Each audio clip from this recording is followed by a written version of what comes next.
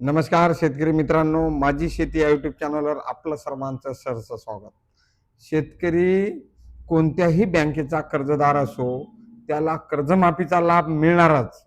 राष्ट्रीयकृत बँक असो की जिल्हा मध्यवर्ती सहकारी बँक, पीक कर्ज देणाऱ्या प्रत्येक संस्थेचे थकीत कर्ज सरकार माफ करणार आहे, अशी ग्वाही मुख्यमंत्री देवेंद्र फडणवीस साहेब यांनी दिली.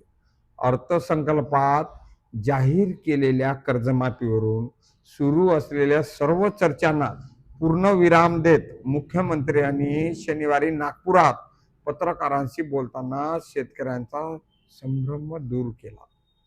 अमरावती रोडवरील लिंगा येथे 44 एकरातील 700 कोटी रुपये गुंतवणुकीचा एक्शिव ॲडव्हान्स इंडस्ट्रीयल आणि मॅन्युफॅक्चरिंग पार्कचे भूमिपूजन मुख्यमंत्री फडणवीस यांनी केले.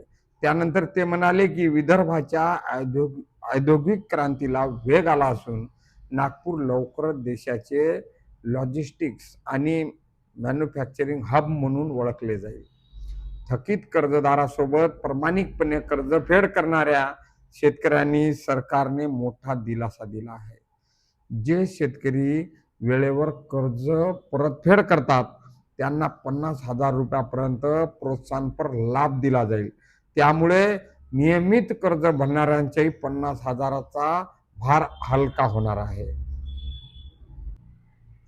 ही कर्जमाफी जुन्या योजनेपेक्षा अधिक प्रभावी आणि पारदर्शक असेल. 30 जूनपूर्वी ही प्रक्रिया पूर्ण करण्याचे लक्ष्य आहे. यासाठी विशेष समिती काम करत असून लवकरच नियमावली जाहीर केली जाईल, अशी माहिती त्यांनी दिली आहे.